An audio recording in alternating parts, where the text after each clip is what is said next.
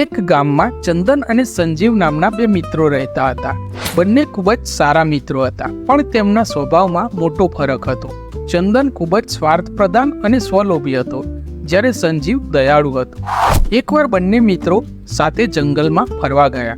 ત્યાં જંગલમાં એક ભયાનક વાઘ આવી ગયો. ચંદને તરત જ એક વૃક્ષ પર ચડી જવાનું નક્કી કર્યું અને સંજીવને માત્ર પોતાનો જીવ બચાવવાનું કર્યું. સંજીવે વૃક્ષ પર ચડી શકે તેમ ન હતો, પણ તેણે તેની બુદ્ધિનો ઉપયોગ કર્યો અને જમીન પર સૂઈ ગયો અને પોતાના શ્વાસ રોકી રાખ્યા, જાણે કે તે મરેલો હોય. વાઘ ત્યાં આવ્યો, સંજીવની આજુબાજુ ઘૂમ્યો અને તેને મરેલો માની અને ત્યાંથી ચાલી ગયો. ચંદન વૃક્ષ પરથી નીચે ઉતર્યો અને હસતા હસતા પૂછ્યું, વાઘ તારા કાનમાં શું કહીને ગયો? સંજીવ હળવેથી હસ્યો અને કહ્યું કે વાઘે મને કાનમાં એવું કહ્યું છે કે આવા તારા દોસ્ત કે જે તને મુશ્કેલીમાં છોડીને જતા રહે તેવા માણસ ઉપર વિશ્વાસ ન કર.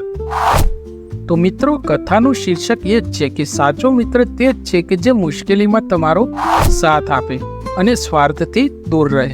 તો મિત્રો, વિડીયો સારું લાગે તો લાઈક કરી દેજો, અમારી ચેનલને સબસ્ક્રાઈબ કરી દેજો. મળીશું બીજા વિડીયોમાં. જય હિન્દ, જય ભારત, જય જય ગરવી ગુજરાત.